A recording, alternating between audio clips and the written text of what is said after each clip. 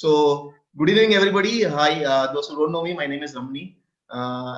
This today's session is predominantly on content creation with respect to classroom sessions or lectures or webinars, seminars, workshops, or from a student's perspective, if they want to showcase a class presentation and assignment. I'm restricting myself towards creating content for these things.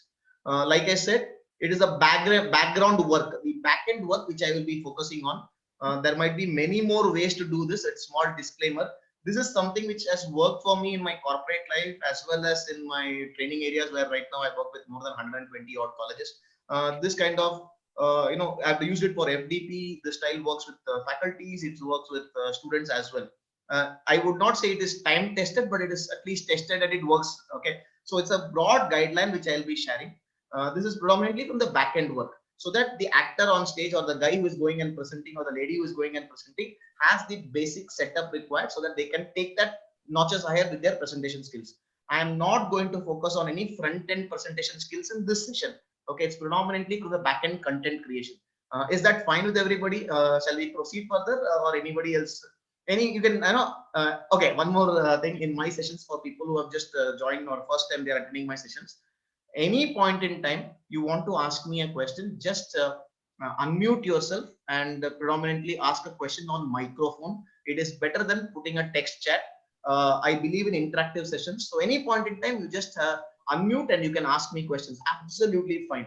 Don't wait till the end, because I believe in interactive sessions. That's how everybody learns, including me. I also, when you ask me a question, probably I would learn something from you. It's absolutely fine. So that's the basic rule. So don't hesitate to unmute and talk. Okay, because if you put it on the chat screen, what might happen is sometimes when I'm on this sharing the screen, the chat screen does not is not visible. So unmute and speak. Okay, that's the only request. And like I always say, to make the session more lively, in case if anybody of you is wanting to come on cameras, absolutely fine. It makes it look interactive. Otherwise, it looks like I'm talking to name boards and dashboards. Okay, so that's not obligatory, but in case you're comfortable with coming on the camera, nothing like it. The choice is absolutely yours. Okay, so let's get started with let me start the screen sharing. Yeah. So like I said, today's session is from the perspective of creating the backend content required for any sessions or classroom lectures, workshops, webinars, etc., etc., etc. Okay.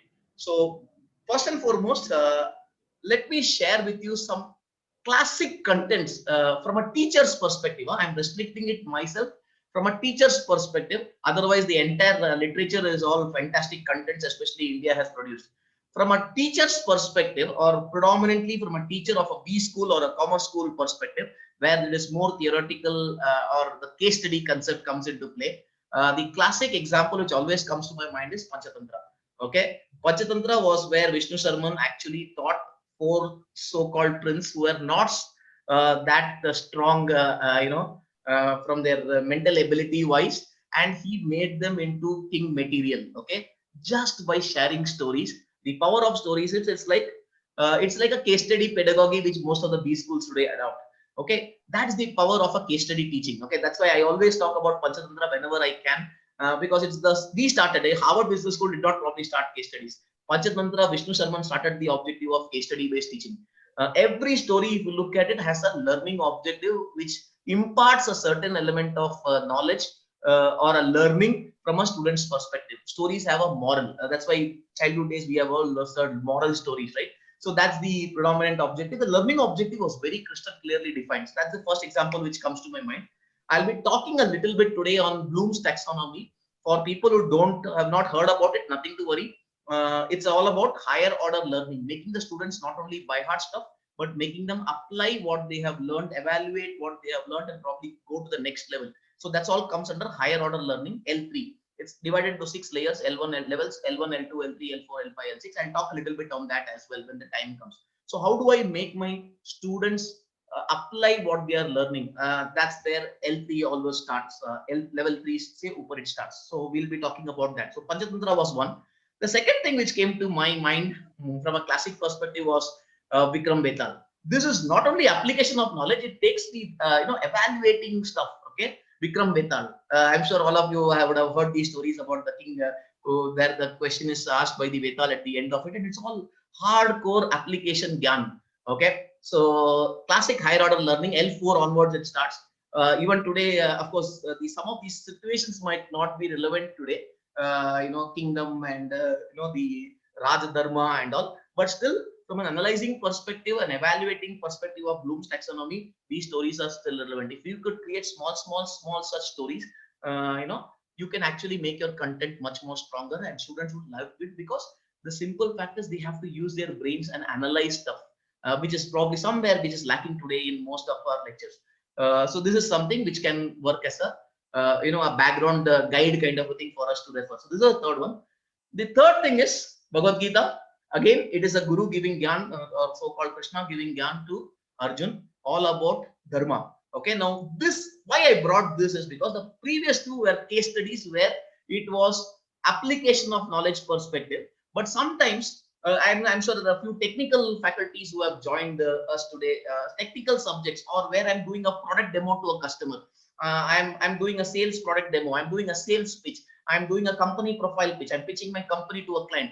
Now, in such cases of those kind of presentations, what happens is it is more like a classroom lecture, interactive in nature. Definitely, Bhagavad Gita was interactive in nature. Arjun used to ask questions and Krishna used to answer. But the most of this format of a session is normally the basis of content creation from a perspective of uh, where you are going to showcase a product demo, or there are facts and you're going to put those facts in the audiences, in front of the audiences. I'll talk a lot about the types of contents which we'll be creating. That time this will get cleared. I use this as a reference once more at that point in time. Again, I am not saying that this is the whole and soul of any content creation. I'm just sharing my experiences, what has worked for me. So it's predominantly what has worked for me in my corporate world and what has worked for me in my academics, where I share a lot of sessions with students as well as faculties. This has worked for me, and that is what I'm sharing. So this probably is not the only way to do stuff, and probably this you cannot find it in textbooks or any kind of content formation. So I'm just sharing my experience. That's a small disclaimer. Okay. So first thing which I learned is, let us not reinvent the wheel every single time. This is something which I picked up in my corporate world. If somebody has a style, okay, and it works for them, let us not waste time in creating a new wheel every time. Let's not reinvent stuff. If something is work for somebody, trust me, it is always good to take the best things from other people and make it your own. Mix it with your identity, accept it. I'm not saying claim it as your own. I'm saying mix it with your identity and make it your own. There's a thin difference between making it your own, your own content without giving credits to that person, but at least you can take the content and own it up. I'll give you some classic examples. Mani Ratnam's famous movie, which was Talapati, I guess. Yeah, a Tamil movie of Talapati, or just nothing but Mahabharata story. If you look at it deeply within Bahubali, also has got a lot of relevance to Mahabharata story. Okay, it's that content which is the same content, but it has been packaged differently with a lot of other factors coming in. So sometimes if something works, like you take the classic movies of Amitabh Bachchan, most of the stories would always be the same. You take prominent successful superstars, their storyline would still be the same. The content is more or less the same, but the way it is presented, the way the content has been tweaked, okay, is what is the need of the hour when you talk about content creation. So I'm not saying that you waste your time in is bad. No, you probably want to, for a different type of a content, you probably have to work out of the box. Fantastic, you need to do those kind of work. But most of the times, let us not waste our time in reinventing the wheel. This is my humble submission. Okay, classic examples, one more from an industry perspective. Facebook, the idea was still the content, or the core idea is still MySpace's idea. MySpace had the first 1 million subscribers, but Facebook came from behind and toppled MySpace and grew to a very big company. So Apple and Microsoft, okay, everywhere the concept is the same. The iOS came in a bits, the bits and pieces of somebody else will be taken and then taken into the next level. So let's not get into reinventing the wheel. Avoid it as much as possible unless it's the same. Any presentation, any content that you're creating, let it be a movie, let it be a classroom session, let it be a drama, let it be a magic show, let it be a cook. Okay, the learning outcome, you're cooking a dish there also. The learning outcome, you can remove the word learning, but the outcome has to be predefined. You need to know why you are doing what you are doing.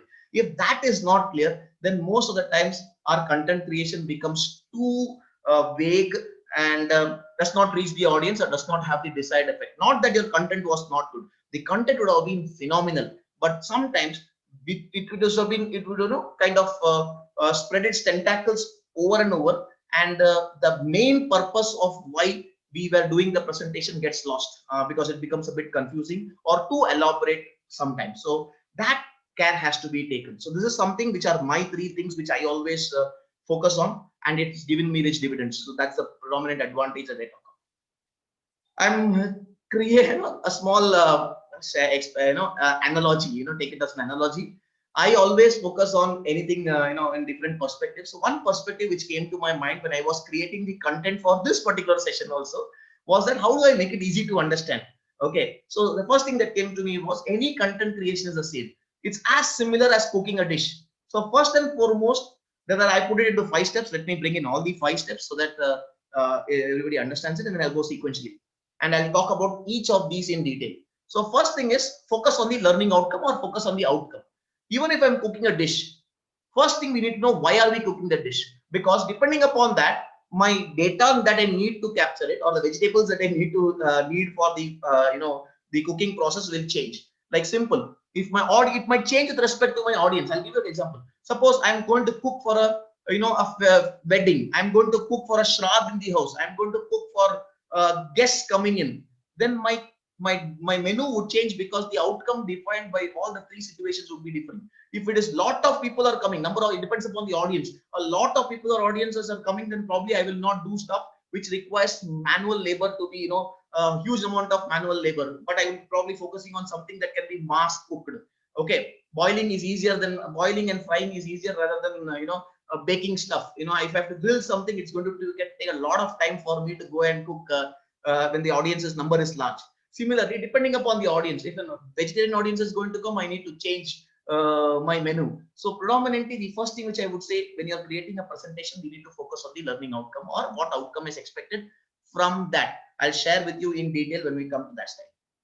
Assimilation of data or data collection predominantly come into if you watch those cooking shows, Master Chef Australia, India, etc., etc. There is something called as closed pantry, which means you get the pantry open for a restricted amount of time, 10 minutes. That whatever you get, you can get in those 10 minutes. And in 10 minutes is very less number of time. And a lot of times we are under constraint of time when we are assimilating data for a presentation, because deadlines of a presentation is always pre-designed. In 10 days, I have to create content for a day presentation. So you have a time limit in terms of getting content or getting data which is required for creating the presentation. That's a time limit left. So that's something which I can compare that with. The flow of thought, that is where the recipe comes in. Which do you make do first? Because some elements of a cooking dish would be needed for the 3rd step or the 4th step. So if you have not done that at the 1st step, it kind of delays the entire process. For CPM also will come into play. So normally, if you look at cooks in a South Indian wedding or a South Indian house, the first thing that they will keep in the cooker is predominantly dal. Why? Because dal is used for sambar, rasam. It's used for vegetables, and the coconut grinding part. These are the 2 things which will always be focused on the 1st step. So that recipe, the flow of thought, the sequence of this thing all comes under the 3rd step, which I have put as flow of thought. Then comes adding flesh, the hero of the dish. If meat is your main dish, when do you add? How do you make sure that the hero of the dish resembles and has an impact on the learning outcome which is expected in the presentation? So that's something which I call as adding flesh or adding meat or adding the main body of the content of part of it. We have a skeleton, now I'm filling flesh into it. And the last one is, after all this is done, then we start working on the aesthetics, the presentation part. If you're having a nice juice in a 5-star hotel, they'll put one lemon on top, one mint leaf on the top. That's all the presentation, the decorative stuff, but it has a value. Okay, so this is predominantly what I have divided even a presentation into 5 steps. We'll talk about each of it in detail. Any questions? Meanwhile, just unmute yourself and just keep asking. Okay, don't wait for the end for my this thing. I always like questions being asked at any time a question pops up. Okay, so let's focus on the first step 1, which is learning outcome or the outcome expert. Now there are 3 types. I have put in all the 3 one by one. I'll share with you. One of the learning outcomes in a session or in a lecture, or especially the first lecture, when you're interacting with your students for the first time, normally one of the learning objective can also be create interest. The create interest, I will also say create an impact in the student's mind, create an impression in the student's mind. All this could be an objective or an outcome expected from a faculty, because my first session I want to create an impact so that my subsequent sessions becomes easier. Okay, like a James Bond movie, the entry scene of James Bond is always the best. Okay, it's the best scene in any James Bond movie. So that's where the entire special effects comes into play. So you get your first 30 seconds to impress anybody. Similarly, your first lecture always makes the session, or paves the way for your subsequent sessions in the entire year or the semester. So here is where the objective could be creating interest only. We'll talk about each of these styles also. Hemlata ma'am, you have a question, ma'am? Hello. Okay. Slides I will share with you. Anybody wants these slides, just text me after the session. I'll share these slides and the video of the content of the video as well. Okay. Like I still say, in a classroom session in one of my school days, there was one faculty who taught us Bernoulli's principle. First lecture, he comes to a class with 2 balloons and he's asked a question. He kept in between the 2 balloons, he kept a small space and he said, if I blow air in between these balloons, will the balloons go apart or will they come together? Everybody in the classroom said the balloons will go apart, and he showed it. He blew the air, the vacuum got created, so the balloons actually came closer. Now this was Bernoulli's principle. So the moment he did this experiment, we were like, wow. Okay, so we were like glued to what he is going to share for the entire semester, and probably he was the best faculty which we always looked up to right from the school days. So that one act, one experiment. So how do you you could also create experiments to create the interest. That's one way. We'll talk about a lot of ways in my subsequent slides. Next, the second learning outcome probably is where now you are going to focus on making the student apply what they are learning, application of knowledge, analyze the stuff, evaluate stuff, or even create new things based on the concept that you are teaching. That is what we talk of from an L3, L4, L5, L6 kind of Bloom's taxonomy. So if your outcome of a particular lecture or a classroom session or a seminar, webinar is L3, L4, L5, L6, then how do you create contents for that? I'll be talking about that as well. The third part is a know-how, L2, making people understand stuff. This is how you do things. This is the process.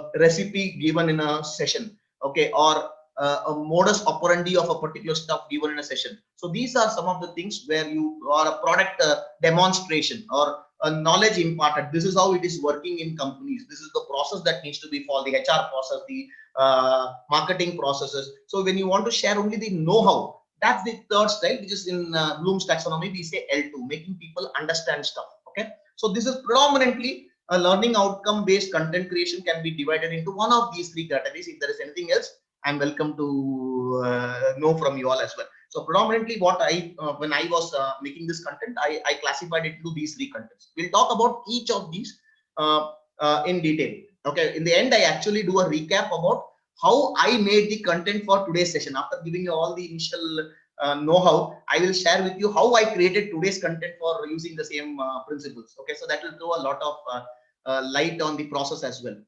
Second, now I want data for my sessions. Okay, for my content creation, you need data. Now, first and foremost step which I always follow is start in at least 3 different directions. Okay, content creation needs to have 3 different directions minimum. Okay, you could do 4 or 5 depending upon the time and bandwidth that you have in your hands. So the first thing is when I was doing content creation for today's session, I thought something from the corporate angle. How do we do presentations in the corporate world when I go and meet a client, a company profile? I'll share with you Cisco's company profile, and if you look at it, the process followed will still be more or less the same. It would fall in one of these categories. How do we talk to a customer? How do I do a classroom kind of presentation? How do I do a FDP? So everything kind of fell into the web. So at least 3 different ways where we start. When we are getting data, okay, don't discount them. Okay, this is a humble request. Don't get into the elimination process or the thought process of taking what is relevant and what is irrelevant at the time of data collection. When you're collecting data, just collect. Okay, you never know when the data can become information for you depending upon what you are looking at. So when you're in a collection spree, don't give too much thought about is this data relevant is this data not relevant? Okay. Uh, 1 second, somebody is texting me in WhatsApp. Sorry, 1 second. I just have to share the link with somebody. Just give me a second. Okay, I'm sorry.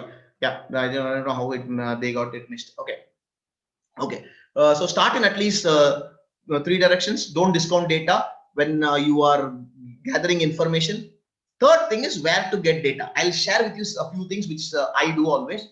The first and foremost, thanks to biggest Google search, the biggest search engine in the world, you can get a lot of data. I don't want to use the word information because it depends upon our application of it, whether it is data or it is noise or it could be information for us. Okay, the second search engine which a lot of people underestimate the power is YouTube. Okay, this is something which has worked for me, and ever since I started giving more priority to YouTube videos, okay, for getting data, it kind of changed my perspective about YouTube. I think and in fact the second biggest search engine in the world today is YouTube. Okay, it is YouTube which is the second biggest search engine. I mean, of course, it comes in the Google family, but you get a lot of content rich data. But there's a small challenge. The challenge is you need to see the video, if not full, at least parts and pieces before you say this is irrelevant, this is relevant, or this speaker is good, this speaker is I didn't find any useful content from there. You have to. It's not like reading and you can skip a few paragraphs and still see the same. So YouTube is a powerful search engine if you have time in your hand, but the content that you get in YouTube is far more easy to comprehend and gives you a lot more input directly because it's video in content. So that's a big plus. Bandwidth issues will be a challenge. Third, of course, news articles.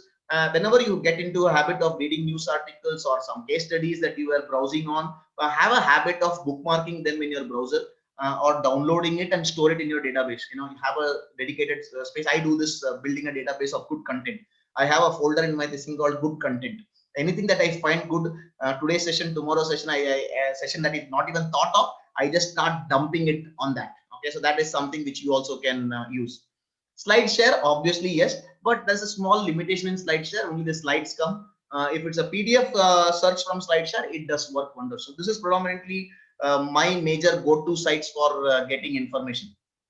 Next is, like I was sharing you today's session, I focused on 3 to 4 directions. First direction was I am into story writing. I discounted story writing towards the end. I wanted to share. I was just first thought process when I was searching for data was, can I compare a content creation for a classroom lecture with respect to a story creation? Okay, I watched a lot of videos on how to write good content, and I have done a lot of drama workshops. Then I found that it would be too technical because story gives you a flexibility of fibbing data, creating suspense, holding on to not answering all questions. Whereas a presentation or a classroom presentation has to answer all questions which is coming in the audience's minds. That is something which is not there in a story. I show you the story, you accept it, you don't accept it beyond the realms of reality. So I discounted story writing in the next phase. But I did some study or data gathering from story writing perspective. My sales PPTs of my 4 last companies, which I used to work long back, and then I went into Cisco sites and I browsed a lot of corporate profiles and I found some connect. So that's something which I've taken. A little bit from mythology perspective, I've taken, which I shared with you, Vikram Betal, Vikram Betal, Panchatantra, all those things, because that's nothing but a teacher teaching students using different pedagogy or case study, etc. And then company profile. So this is something which I focused on while I was in the data creation time or space. The third step is predominantly flow of thought. This is a main step. Here is like a screenplay. You have data, is the screenplay for your content. How do I focus on that? How do I take it to my next level? So the first thing which I said is I have divided this from 2 styles. One is the pedagogy style. Okay. Suppose my strength or a faculty's strength is excellent communication and holding on to people's attention. Okay, then probably the narrative style would work, the storyline based this thing would work, or the kind. But if a faculty is not that great in communication, with due respect, nothing personal, but so the faculty focuses on pedagogy styles of experimental learning, activity based teaching, or case study based teaching. So what happens, that guy gets, the faculty gets an extra pillar of support. The activities take bulk of his compensates for bulk of that person's presentation skills, which might not be that good. So it gives him an extra support, an extra thing to take his presentation to the next level. So flow of thought should always depend upon whether it's a pedagogy style or the storyline. So based on both of these, I will share with you how we make the process of creating a flow of thought. The second one is focusing on learning objective. Suppose the faculty is very clear, I need to focus on learning objectives, and this is how my story screenplay should, every line should actually focus on the learning objective. Then that's a different ball game. So here you might discount data which is not needed. Okay, most of the times if you are focusing from a learning objective perspective or a learning outcome perspective, sometimes you might discard some of the data which you have collected. Okay, so let's now come to adding flesh. Suppose if I am focusing on learning outcome based and pedagogy based, okay, which we spoke of.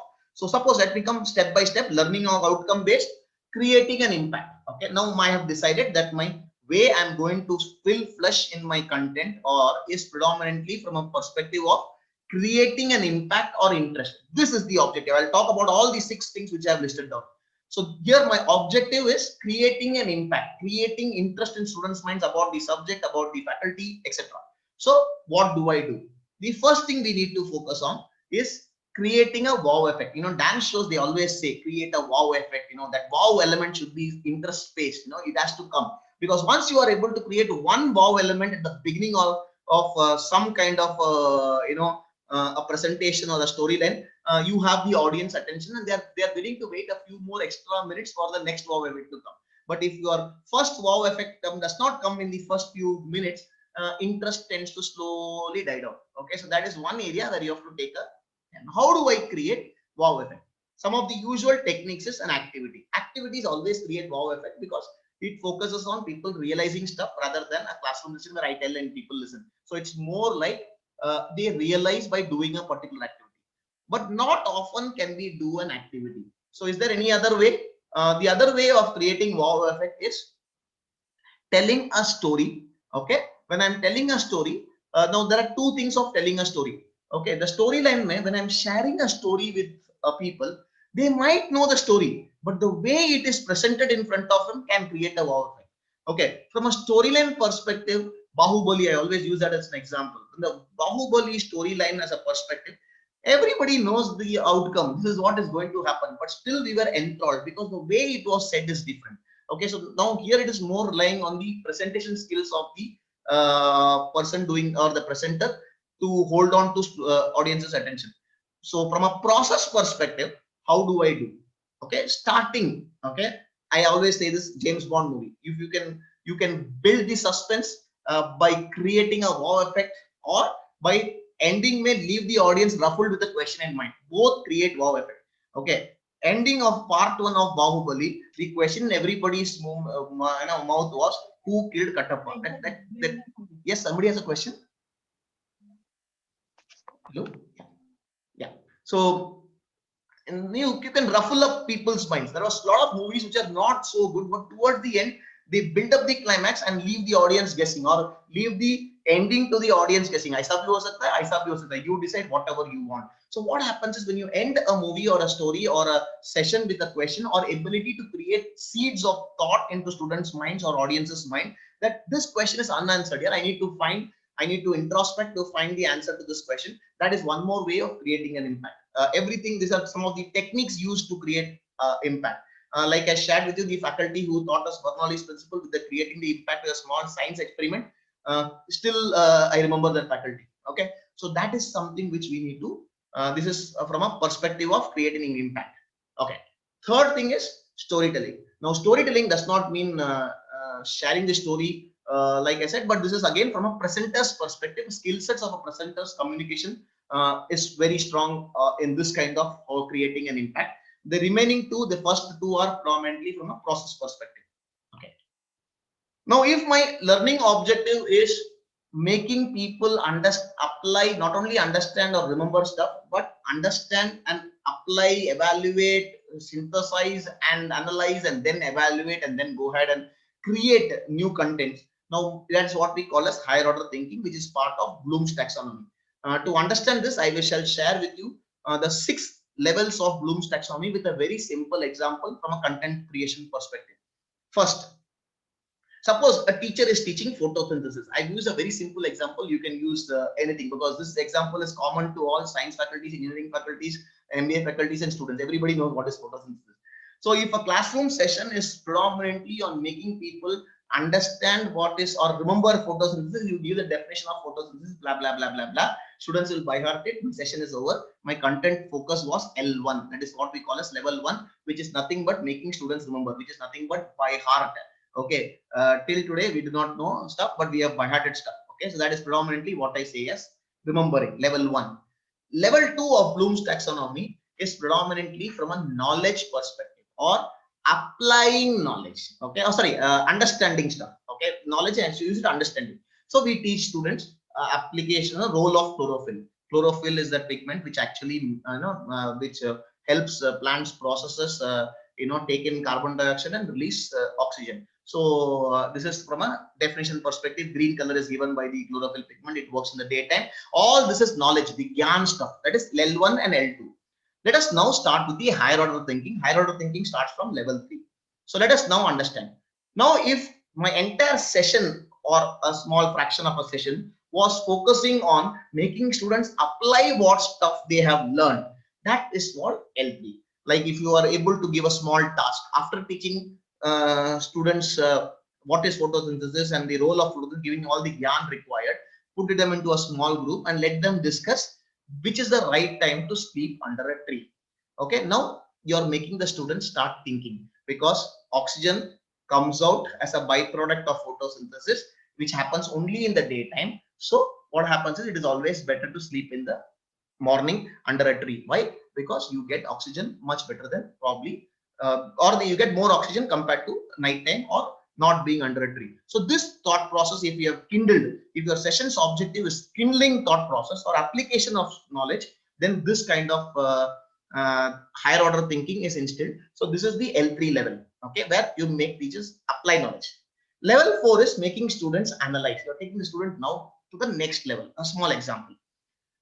Ask them a question or make the students, if a student as part of your session, at the end of the session, if a student is asking you a question, teacher, ma'am or sir, depending upon the gender, what happens to plants that are not green? You can call that session a fantastic success. You know why? Because you have made students start analyzing stuff which is not part of being taught. Why? Now you have made him understand, going one step beyond understanding what is green plant. What if a plant is not green? Does photosynthesis happen there? Does not happen there? And you have taken your students to the next level of L4 level thinking. They have started to analyze stuff. That's what case study does. Okay, that's the biggest advantage of case study in a B school teaching is they start analyzing stuff. So that's an example of analyzing L4. L5 is evaluation. I'll give you one more example of evaluation.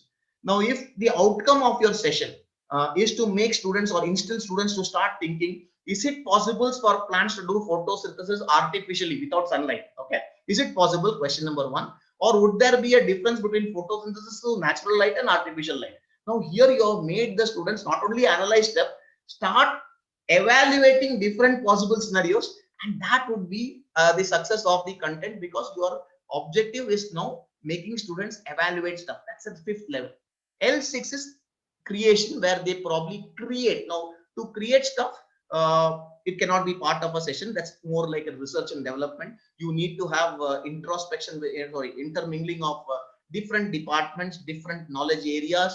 Like for example, if the outcome of a session was, if I want to be kept, if I want to keep some artificially lighted plants using photosynthesis in washrooms for aesthetic effect, okay, which plant would you suggest? Now I would have to probably talk to the architect, to which kind of plants would look good in which kind of backdrop, what color lighting would be better. I need to check out a botanist to find out which kind of plants are good in that kind of area, which will also look good at the same time, take care of the purpose. Now that is L6 level thinking. So this is Bloom's taxonomy, L1, L2, L3, L4, L5, L6.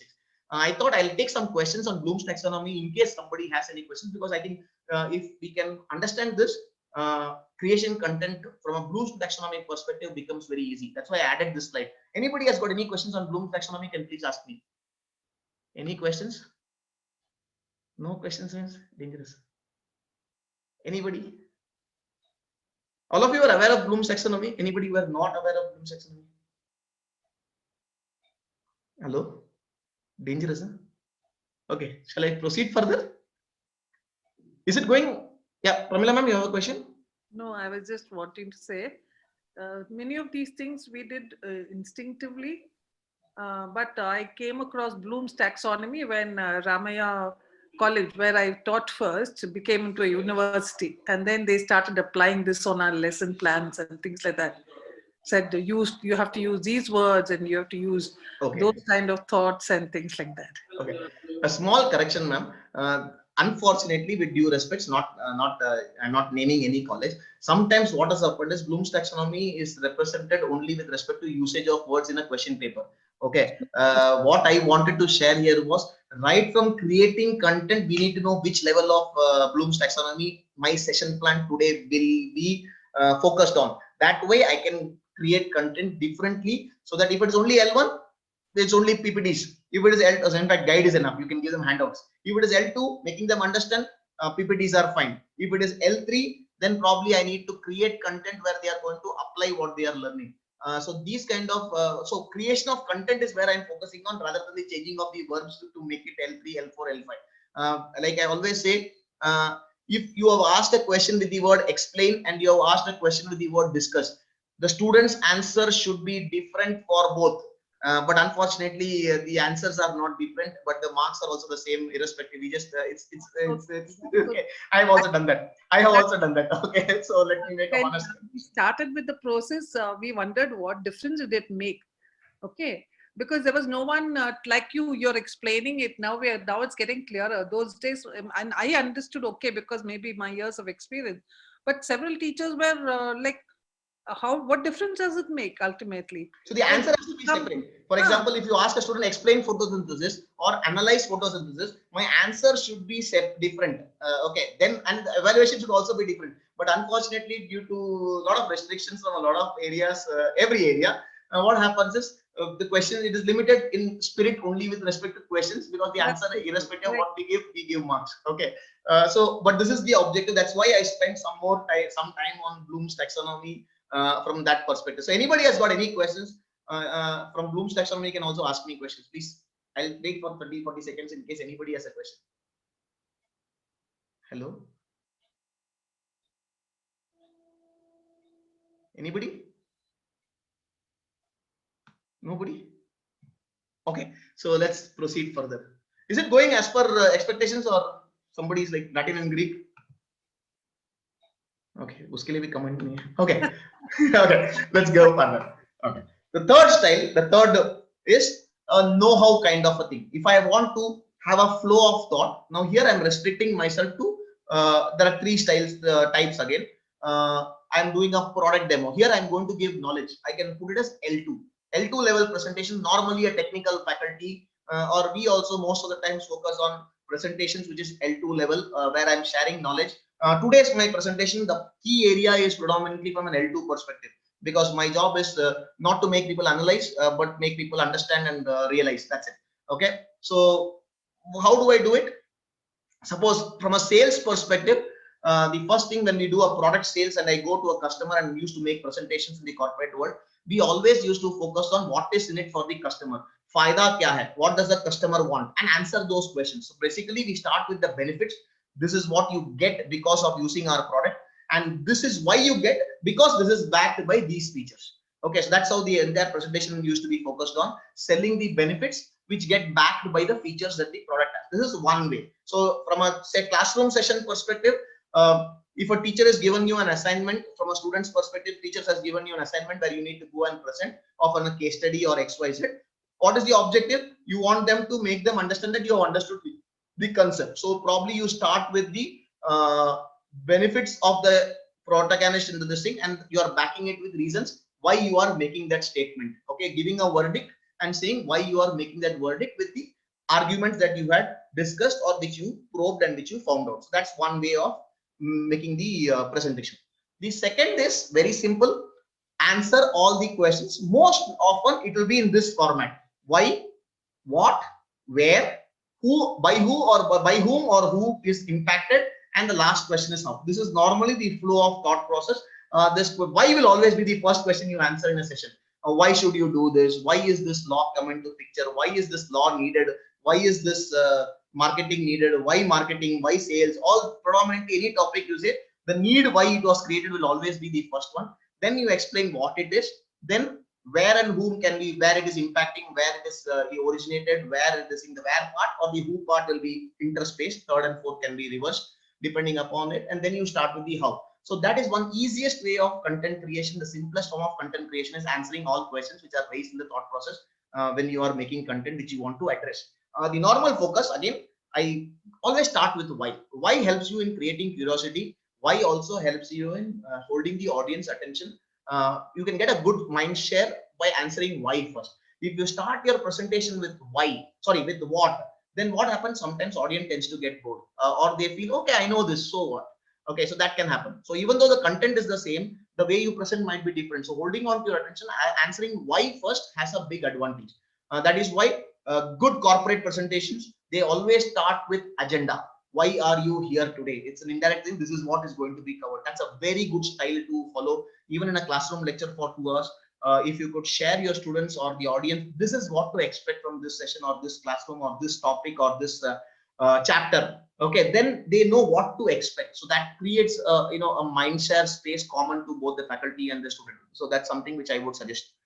The third way is problem statement to solution. This is another way. When you are doing a knowledge level presentation that your objective is L2, then what we do, we focus on problem. This is the problem statement. What is the problem without that and how this solved. And here you will normally use a step-by-step process formation. Use steps to overcome the problem, or the solution is in these following steps. Flow chart, step 1, step 2, step 3. What I am sharing today is very similar to this. Okay, I focused on this approach. What is it? We said this is what we need. This is what to get a good content outcome. The outcome is to create a good content for normal sessions. So this is the step-by-step process. So this is the third way of doing when we talk about L2 level content creation for presentations. Okay, let's go further.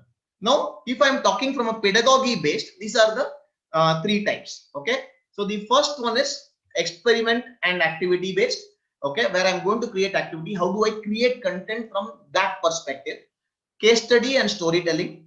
Okay, and normal lectures. Okay, now first and foremost, and the hybrid model. Okay, fine. So here, from an experiment and activity based, there are 2 styles again. If you're showing an activity or you're going to do an activity or this thing, once you have put the activity, there are 2 things. The debriefing can happen before or after. You should know when to use which. I'll tell you the pluses for using both. There are some faculties who, like science exhibitions, when laws and theorems have to be understood, they come, they first teach you the stuff and then take you to the laboratory where you do the activity, and it gets a realize, okay, what I learned in classroom, I am applying it here. So that is one way of making students realize. The other one is making students make a mistake, like the faculty of the Bernoulli's principle. He asked us the question. We all said, because if I blow air in between, the air will go in between, so the balloons will spread apart. Was the thought process which comes to us, which sounded very logical. Okay, and then what he did, he said, no, this is wrong. Let us see it. And when he did this, there was a hard hitting wow statement that came to our mind. So that is the second approach. Realize, then teach. Both have got its pluses. Both have got its advantages. The first one makes them remember laws because an impactful understanding happens. The second one is make them make a mistake, because when you make a mistake, then you learn a lot. But sometimes what happens is, if both these are not in the same day and they have made a mistake, then they start thinking that the mistake is what is a fact. So be very careful. Make sure that everybody who attended theory also attends the practical, or those who attend the practical also attend the theory. Otherwise, it can go awry. Okay. And from a L3 level perspective, after teaching this balloon experiment and making us understand this, he told us why in railway lines, okay, in the railway tracks in a platform, there is an yellow line which comes, the yellow line is based on Bernoulli's principle, because when the train is coming at a full pace, the air below gets sucked by the train. So if you are standing very close to the platform, you will be sucked inside because the air pressure there is low. So air from outside will come inside. So this was something where we started analyzing or evaluating stuff. So that's how you could use activity based. The second thing is case study and storytelling perspective, or different solutions to kindle thoughts. Now here, there are predominantly, you can use small case studies, big case studies. When I studied in Bajaj, we used to have big case studies. That's how we were taught stuff. But even you can use small case studies. Make very sure that the case study has got a very simple objective or learning outcome based. This is the outcome I'm expecting. That I want them to think about different solutions or different thought process encouraged. That's the biggest advantage of a case study, because case study mein there is no right answer, no wrong answer. We are encouraging students to analyze stuff. So make sure that we don't discount any thought process. It could be out of the box thinking, it could be simple, but let them start analyzing stuff. So when you're creating content from a case study perspective or storytelling perspective, make sure that they are open to discuss and analyze stuff. Okay. The other type of case studies which you can use is sharing them gyan about somebody's success or somebody's failure. Somebody did a fantastic successful strategy, so he got succeeded. Failures are normally used to say that let us not commit the same mistake again. Not changing in time. Everybody we learned about HMD, then Nokia. These kind of case studies also add a lot of value. Either it is to a less extent making them analyze stuff, but making them realize stuff also happens through case studies. So that's the second type of pedagogy based. Normal lectures, make it interactive. Okay. Pause, ask questions, make them ask you questions. So that's how normal session based works. Bhagavad Gita I shared, I will tell you an example. If you look at Bhagavad Gita, it is interest based with Arjuna Uvacha, means Arjuna asking questions. So Arjuna asking questions and then Krishna answering. Sometimes Bhishma asks a question, Krishna answers. So it is predominantly from an interactive perspective. So I think that's one thing, pedagogy style. If I'm going to give a classroom session or I'm going to teach something, make sure that questions are coming. If your session gets a lot of questions, I think that session has got a big tick mark rather than a question that you do a presentation and no questions come. Okay, questions, when I say questions, not just for the sake of asking, but genuine questions which happens in people's minds. If that happens, then you can count your session to be very highly ranked. Okay, so that's something. Now hybrid is a mix and match. You can do first to activity based, you can do then a little bit of session based, and mix and match with it. Of course, you can play with it because there's no hard and fast rule with respect to content creation. The only challenge which you have to focus is, in fact, I am a very big fan of hybrid sessions. When I do physical sessions, I use a lot of hybrid. The reason is simple. You cannot create wow element only on presentation skills 100% of the time. In a 3-hour session or a 6-hour session, which I do, it's very tough to hold on to students' attention for more than 10 minutes or 20 minutes. So you need to have those wow elements coming at least every 15-20 minutes so that people are okay. There can be something else coming. That can be something else coming. So holding on to the seat, and it is. Let me tell you one thing: jokes are fantastic, but it will not hold the attention span for long. The realization is what makes students hold on to onto their seats for a longer time. So you need to have activity-based learning, experiential learning, because that holds on to students at their seat. Because the realization part, okay, why didn't I think of that, is better than I did not know that. Okay, or I know that. Okay, so that's where if you can able to kindle thought process, I think it's very easy to hold on to students' attention if you can hold on to their attention process. Aesthetics. Let me share with you today's this thing which I was sharing. Why did I bring in Panchatantra and Vikram Betal? Because I needed to hold on to students' attention, my audience's attention for the first 5 minutes. I needed to show them, because content creation is very boring. From a session perspective, content creation, what much can be done other than giving them the same draft that this is how I did it and this is what we need to do. So I made the audience understand that Panchatantra was also a case study. There was a little bit of, I'm sure there was a little bit of thought process kindled. Okay, I never thought about this. Could this be possible? Vikram Betal was second level of MBA level case studies, and the likes of it. So that's why, to create that first impression, one element when I was doing the presentation, I said, let me put in Panchatantra and Vikram Betal. It will add a lot of value. The second thing is, especially in a topic which I'm actually going to share, this kind of new thought process of Bloom's taxonomy, talking about the cooking style, was a little bit of different experiences which I was probably making the audience experience, because it brought in a different flavor. Okay, I never thought that cooking could be taken to content creation. So that thought process, a different, same old wine served in a new bottle. Okay, that's what I did, but it did help in audience relating to it or waiting on for a much longer time to hold on. Okay, this does make sense. Ramayana movie, Ramayana TV serial, everybody knows the story, but still we watched the TV serial, and it was the biggest. The second time it got repeated during lockdown, it was still a big hit, We know the story, we know the content, but the way it was presented was different, so we sat onto the seat. So that is predominantly from a content's perspective. Even though the arrow might go we still were hooked onto the TV serial because it was something new at that point in time. The third way of aesthetics is humor.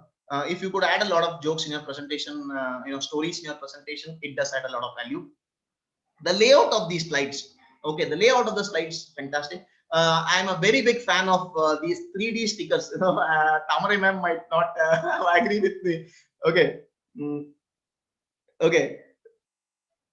Okay, that's a nice one. Okay, so Tamara ma'am might not agree with me because she says don't put these, headless creatures on your PPT. But that kind of the reason my first slide I shared. One of my identities is the moment you see the slide, I'm sure people would relate a Ramnika slide. Hai. Okay, so because I'm a very big fan of 3D, it kind of works fantastic with the younger audiences. It looks different. It looks a bit different from the normal PPTs that people see. So that gives me a little bit advantage. So the aesthetics of this slide, for example, why I use this green was predominantly the green board was I wanted to show content creation from a faculty's perspective. That is why the background. So that was predominantly why the aesthetics part and why this. Again, I shared this before. Break the monotony at regular intervals. Okay, it could be even talking, coming back on screen. If you're doing an online presentation, you come back on the screen, talk to them, and then come back to slideshow.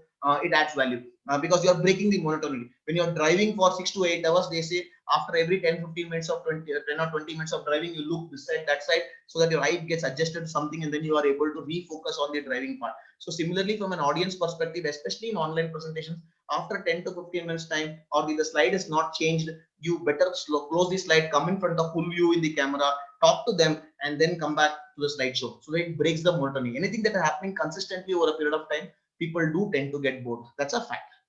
Okay. So my opinion, this is my opinion from a faculty's perspective, very personal, but I would like to share this. This is something which I probably feel, I leave it to your decision. I say gratification from a student's perspective in knowledge does not come when a faculty shares information, but the gratification in knowledge comes when their audience falls in love with the process of unearthing information. So while creating content, if at all, you can focus on making the audience unearth information. They feel they have found that from your session. Give them the credit. That credit and that realization helps them in remembering stuff for a lifetime. I think that is the need of the hour when we are creating content from a lecture perspective. This is, I'm leaving it from a lecture perspective. Okay. And the last thing, I'm now going to share with you how I created content so that a lot of things will fall into perspective. At the end of it, I hope a few people at least will ask me questions. Okay. So the first step number one, learning outcomes. I decided on the learning outcome was going to be L2. Because this session did not call for L3, L4, L5, L6 because my session's objective was slightly different. It was to make faculties or the participants or audience to understand that, how to create content from a lecture perspective. So that was my vision. And second thing is, the topic also was focused on that. It was basically creating content. Okay. And if I was not able to hold on to the attention in the first few minutes, then also it goes for a toss. So the learning outcomes were primarily two things. One is creating interest and imparting knowledge. This was the two focus areas from an outcome perspective, which I focused on this session. Second, but if at all I was doing this not online, but as an FDP in a college, then I would have started with a case study where I would have created a case study with all data, and I would have given, that what all factors contributed to the success of a lecture, success of a presentation, and then I would have given this, interact in groups, and the participant would have analyzed and evaluated what all factors go in creating a good content. So that with that platform set, I would have started my session. So depending upon where I'm doing it, what I'm doing it, the same thing would also be taken from an L3 or L4 per level perspective as well. Step 2, assimilation of data. First, I thought about my experience in sales. That was the first thing. Then I'll just share with you this link. I hope I am able to. Okay, I have to copy and paste this link. Just give me a second. I'll copy paste this. 1 second. I've just closed the screen share, slide share. I'm just opening that link of Cisco. Give me 1 second. Yeah. Okay. Control C. This was okay. I'm just coming back to screen share. Share screen. Okay. Now this is Cisco's company perspective. If you look at the storyline, they would be answering all the questions which I spoke of. Who are we? Sorry, why Cisco? So the first thing is Cisco at a glance. Why Cisco? This is the reasons not for what is Cisco. This is the reason why you should buy a Cisco product. Okay, the revenue was so and so billion. It's a very rich company, more than this much employees. Though it might sound as what is Cisco, but the answer from a customer perspective is why Cisco. So they predominantly focus on why Cisco, why Cisco, why Cisco. Then they say what they are.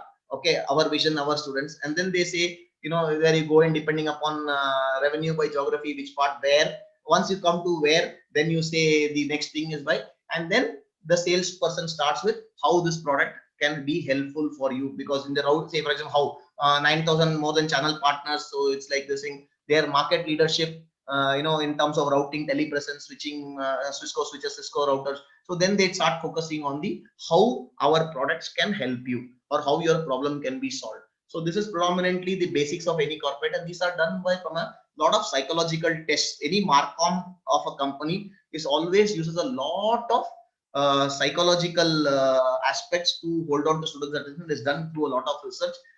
So most of the Marcom of marketing communications of big MNCs, they have a lot of ground flow, but the flow followed is predominantly those 5-question process, which is normally used. Okay, coming back to my slide share. Okay, how do I do says there? Give me a second. Yeah, slide share. Yeah.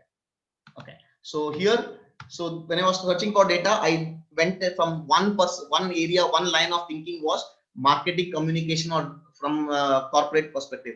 Then I jotted down all my experience, which I used to use in a sales presentation or in a classroom presentation.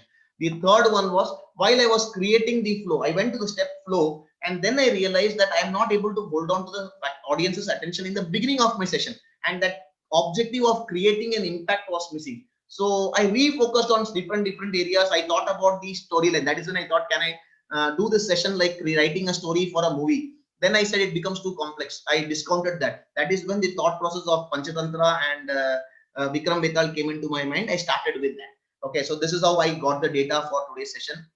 Then the third process is the flow of thought. I was very clear it's going to be the narrative style, because normally L2 level learning presentations happen from a narrative style.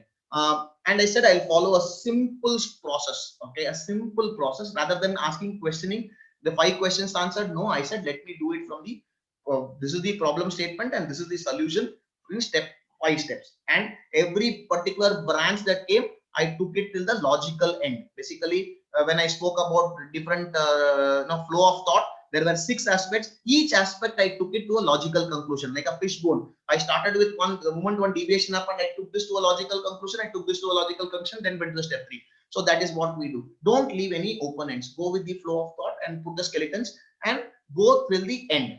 And then extra value addition, which I decided, because I was under the assumption that not many people would understand L3, L4, L5, L6 from its real perspective.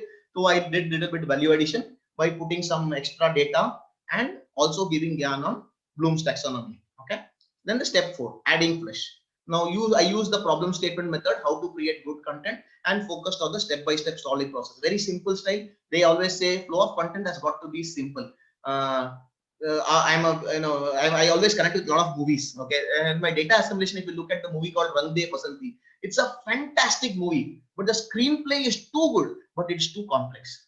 Okay, a screenplay of Rang De Basanti is too complex. Okay, because it kind of mixes the future with the past with the current scenario. Okay, of Amir Khan. Now that is very complex, but not everybody can do that kind of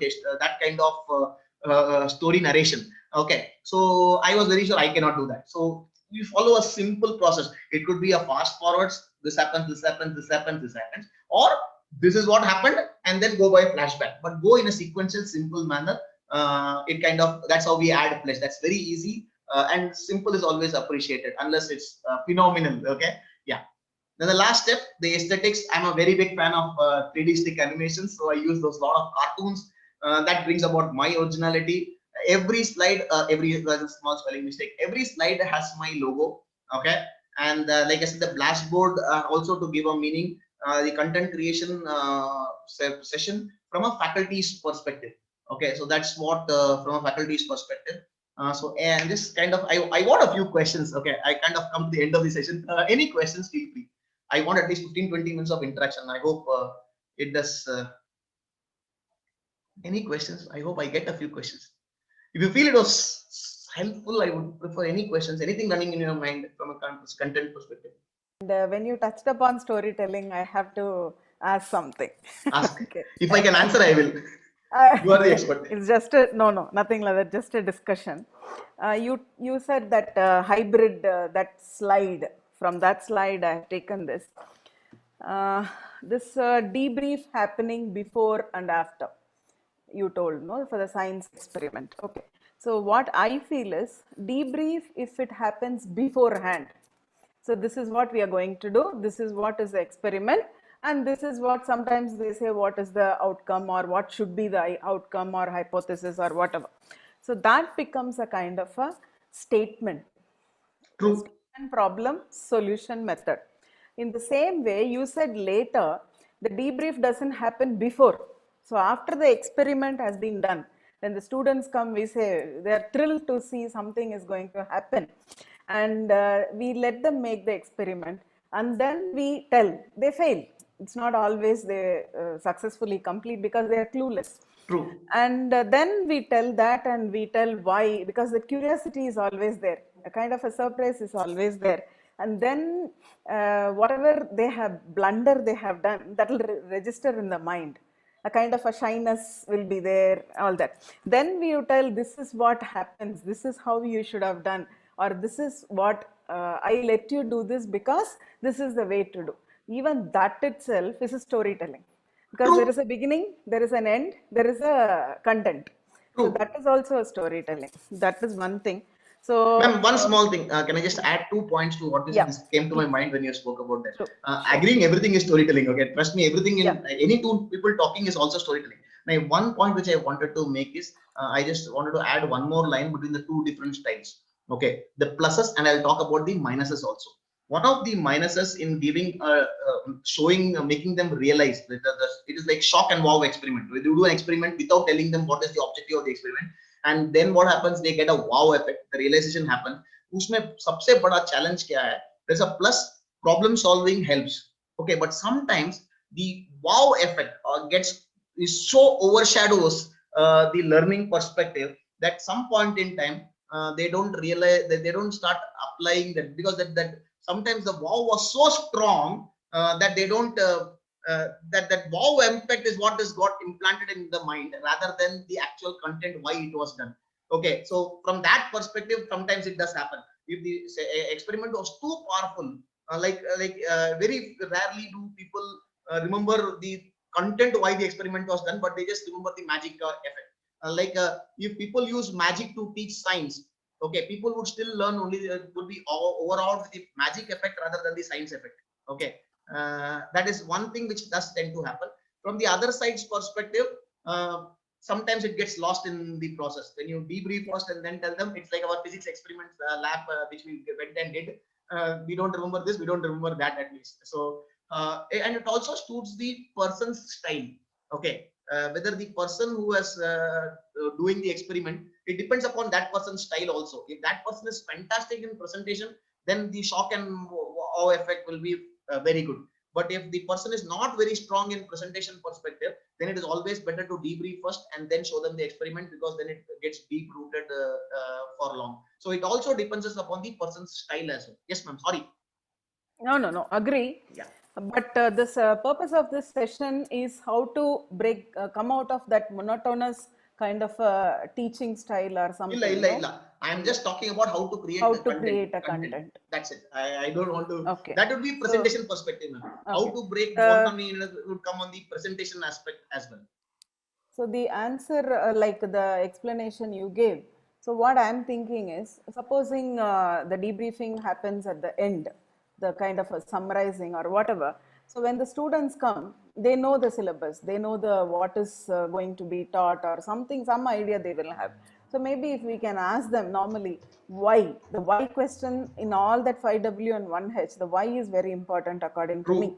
True. So the why question, if we ask them, why are you here? You write three things you think is going to happen. What is the objective of attending the class? Why are you here? We'll ask them to write it. Okay, for example. And then after the session, spend 5 minutes of time. So you tell me, you have, because individually everybody would have written something different, not everybody would have True. written True. similar things, and then ask them, have I, because as a leader, I'm teaching, I have to put myself responsible. So I say, have we achieved the purpose? Have I done some justice to the class today? So allow them to talk. Why I am telling is because Perfect. today in my group, in one of the groups, I shared one simple question. If I can take 2 more minutes. Yes, ma'am. Okay. So I just shared one question. All are elders, okay? My storytelling group, all elders, all working professionals, retirees, everybody is there. I just asked them a question. What, okay, 1 second, I'll just read out the question regarding Mahabharata. Since you touched Krishna, I would like to ask this question. If a woman has written Mahabharata, Mahabharata from a woman's perspective, if a woman writer has written, how it would have been written? What is your idea? One question I asked, because I have seen so many places, I have never come across, everything is a man's perspective, not only Vyasa, or many, mostly, majority. So what you would have done? So no answer, no clue for that. Okay, the second question I asked, it's okay if you are not getting an idea, because nobody has questioned the Mahabharata and Ramayana. We are supposed to accept as they are. No why questions. The second question I asked is, okay, no problem. Take one character. Let it be a male or a female character, no problem. One character, and if you write, and what is that one character you want to change the personality or the character or anything? So the answer is, I like Mahabharata, I accept as it is. So this is the problem where we do not ask the why question. So there is no analysis, no evaluation, no research, nothing will happen. We will be copying the white people's research analysis. Right, true. Okay, let me just take this to the next level. From a see, there are, again, it depends upon the objective. When in a technical, suppose somebody asked me a question, I'll just take that question after this. Suppose I'm teaching technology subject. Okay, if I have to explain Coulomb's law, okay, it's a law. That's the difference between law and theory. Suppose if I have the gravitational law, that it exists. Okay, or a theory, LHS is equal to RHS. So when I'm explaining stuff which is black and white, okay, it has to be accepted. So that is where I said we use the L2 level of the content. Basically, I'm focusing on the content also has to be created from that perspective. Okay. Talking about mythology is dangerous today. Especially the camera is getting recorded. I got the point. But let us make it very simple without bringing mythology into the picture. Question. Yeah. Okay. Let me talk about a session where I want my audience to ask questions. Okay. Because that is one of the objectives, and trust me, L3, L4, L5, L6 cannot be achieved if the students are not asking questions or the audience is not asking questions. Yeah. Okay, so depending upon what topic I'm taking, if I am not making the students ask questions, even though Microsoft, let us say Facebook doing today, or classic example of Cafe Coffee Day owner Siddharth committing suicide, right, wrong, okay, unless students ask those questions, the objective is the same. But I'll tell you one small thing, somewhere I'll play the devil's advocate and support the students also. Okay, in Indian mindset, mein teacher ko dekh ke dar lagta hai. Okay, that kind of thing has also grown up from our school, and we are not encouraged in our childhood to ask questions.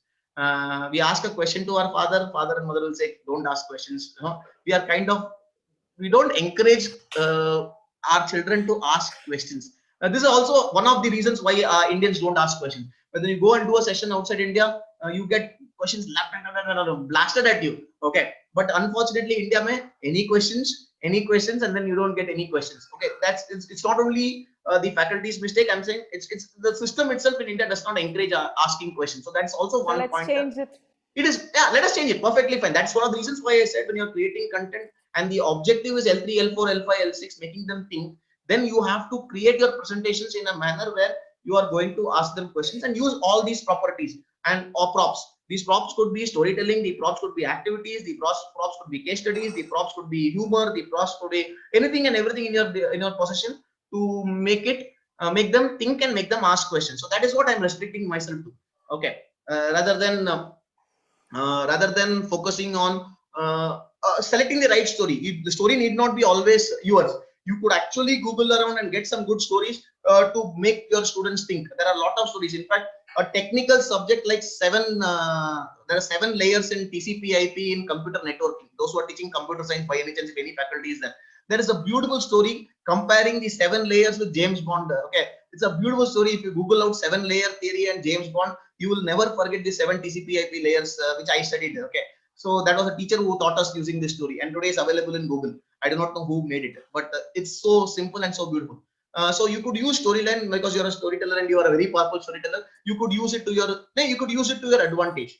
So see, when you're using stories, case studies, you are not on individual brilliance. We are not sticking on individual brilliance. We are sticking on the property of the story conveying what we want to convey. So that is far helpful for people who are not flamboyant in presentations to still be able to deliver good presentations, because your content is dependent on a lot of pillars, activities, stories. So what happens? You get more support structure is in place for the faculty or the presenter to get some extra support and holding on to attention rather than only the powerful speaking perspective, which is normally coming to the fore. So that is one thing. I have one question, ma'am. I just hold on for a second. I just got a question. Suggestions for making practical papers like accounting. 2 things. Even here also, there is one particular objective where you can use some simulation based.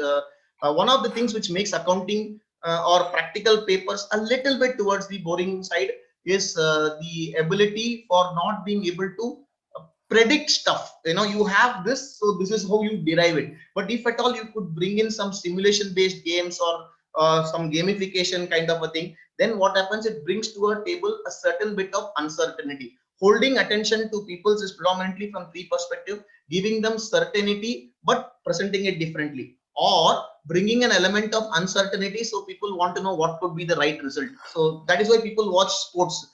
The reason why people watch sports is because it gives them an uncertainty. Who will win? But at the same time, though we like uncertainty, we don't want uncertainty every time in life. In the movie, we always want the good boy to win, the good person to win. We don't want the uncertainty that the bad guy wins. Okay, so even though I want uncertainty in my life to hold on to attention, the second part is I also need to create certainty also holds on to attention. And the third thing which holds on to people's attention is audience's significance.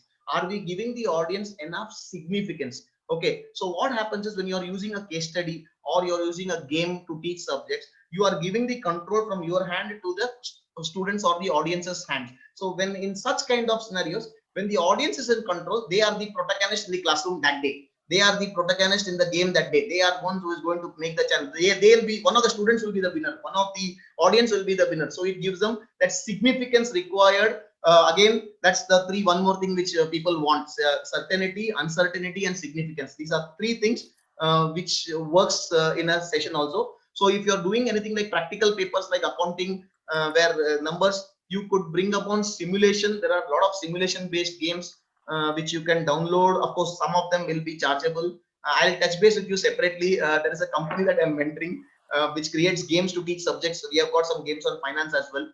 So using those games, you could actually hold on to students' attention as well. That is something.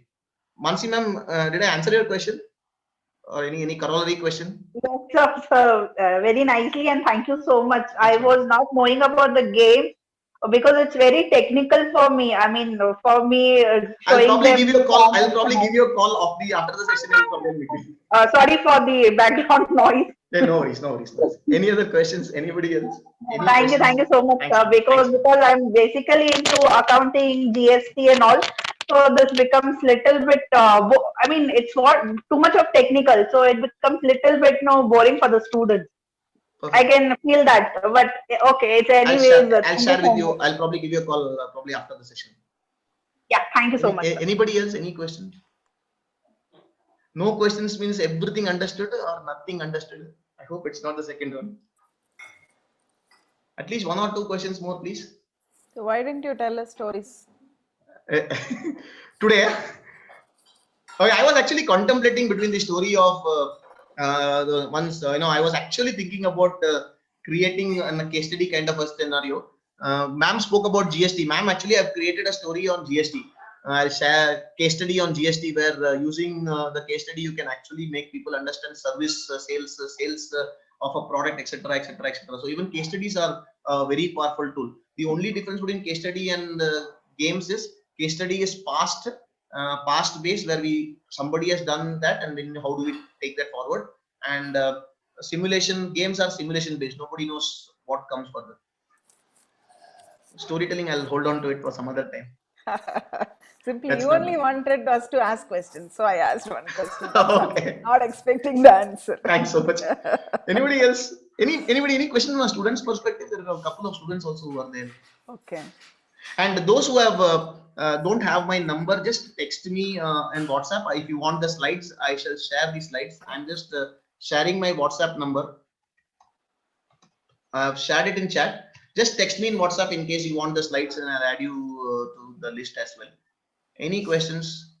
Anybody else? So me again, Mansi. Yes, ma'am. Yes, ma'am. So it is not related to your today's. I was just carried away with ma'am. So one question that in Ramayana, everybody is made. Ma'am, simply, ma'am, it touched me very hardly that yes, we women are not doing anything. I mean, why this male dominating country as a Indian? I mean, I don't know how to express this, but ma'am, thank you. I mean, you have opened and given me something thinking. I mean, from that particular time, I wanted to ask one question to sir, but it is being carried away. I mean, I'm so touched with that statement that why women are not given importance as per mythology. It's a very powerful question actually. And, yeah, very powerful question. And in fact, that question, the fact that if the question has touched us only, I think it's done its job.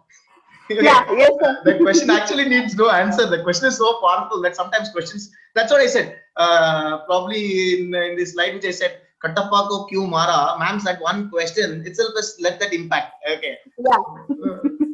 That's a wide question. Tamara ma'am, you're there? I'm there. Yeah. So whenever you're doing a session, I'm there. Thanks so much. So it's a very, very, very powerful question. It opens up a huge thought process of avenue. No, nice, Anybody nice else? Otherwise, we question. can wind up. Anybody Good else has a question.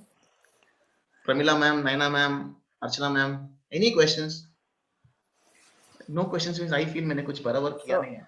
Yes, sir. Because I know Nirmal Kaur, I expect one question from Nirmal ma'am. Oh, okay. You know her. Ma'am, Okay. good evening, everyone. Good evening, ma'am. Tamrai ma'am, thank you for that. Actually, the moment you started asking about that, questions, I wanted to know that, okay, accepted, agreed that, it's very difficult for students to ask questions. Now, I had questions, but I was just wondering how do I frame it because I joined the session late. So I thought perhaps I've already missed it. So how do you now prompt the students that they start asking questions? Do I ask them, oh, you didn't have this question, or how is it? How do I go about it? I'll tell you again what worked for me. That students must ask questions. So Okay. how should I go about it? I'll tell you what I do. Okay, and Yes, then sir. you pick something which suits your originality. Okay. Yes, sure. Okay, I normally have 2-3 dialogues, classic dialogues which I always use. One dialogue which I always use is any questions, anybody, and just wait for the first person to ask a question. One thing which I have noted is if one person starts asking a question, then you get a barrage of questions. It's only the first person who is always the toughest customer to get the first question. If you get a first question, then question after question happens. So I use 3 steps. One is I start with humor. I say asking questions should never be, it's never a risk. Okay, questions can never be stupid. Only answers can be stupid. So tension mein mere ko rehna padega. So this kind of students laugh. So that works like an icebreaker. But sometimes it doesn't work. Then I make the second prompting which I made today also. Okay, no questions means everything understood or nothing understood. Okay, then what I say, third dialogue, again humor. First is all humor based. Okay, then the third one which I always use is, so in one college when I asked any questions, one person asked me, when will you leave, sir?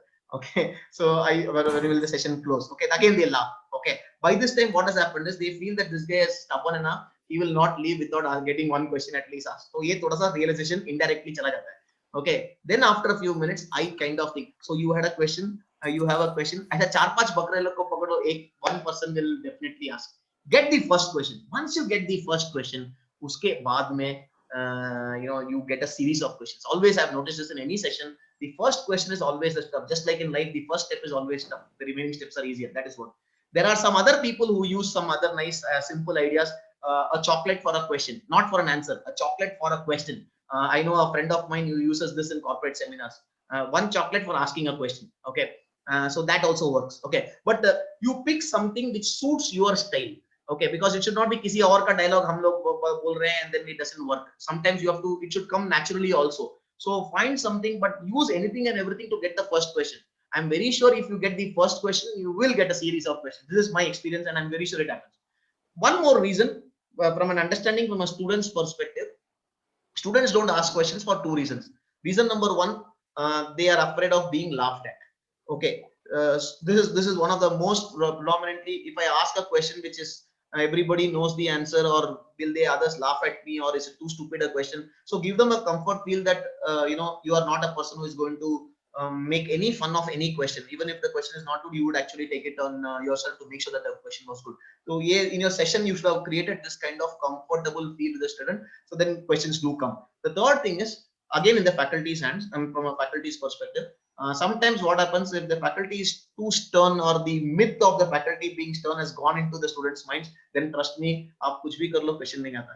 Okay, so that is something which the ice needs to be broken differently.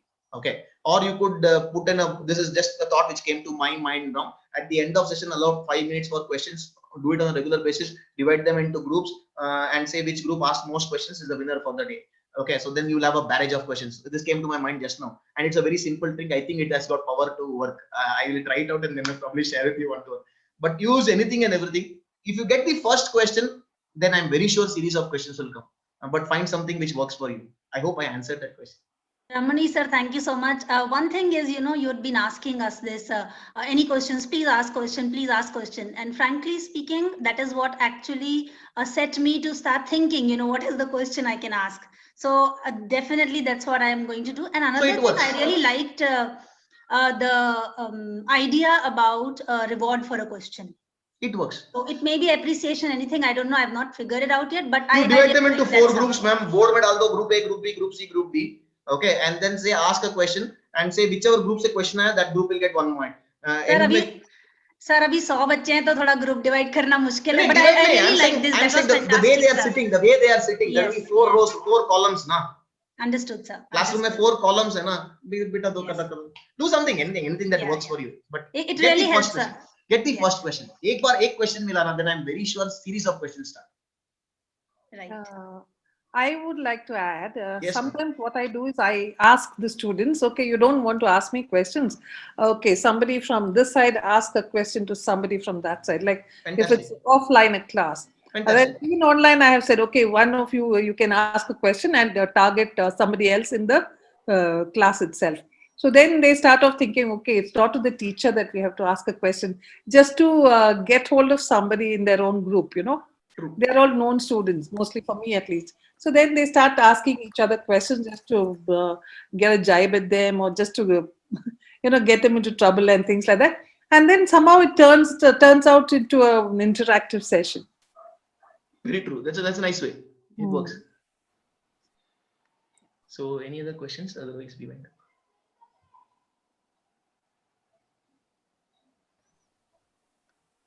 Yeah, I mean, students, even human beings love a contest, because contest gives us recognition, contest gives us appreciation, and it's the easiest thing to show that we are there. So contest always brings about the best. That's human psychology. Okay. Anybody else? Any questions, or we wind up? So thanks so much for being a wonderful audience. Small request, just in case you want to visit my channel, this video also will be uploaded on this by end of by latest by tomorrow morning. I shall share the link with anybody. In case anybody wants these slides, please just text me in WhatsApp. That would be better. I've shared my number and I will immediately send you the slides and the video link also. There are a lot of other videos also which you could have which will definitely help. And you can even share some of the videos with your students also, in case you find it as some videos on how to crack interviews, etc. Thanks so much. Wish you all the very best. God bless you, and thanks for taking a Sunday off and coming and attending this session. Thanks so much. Wish you all the very best. Thank you. Bye. Thank you, sir. Thank you. Thanks so much. Thank you so much. Thanks everybody.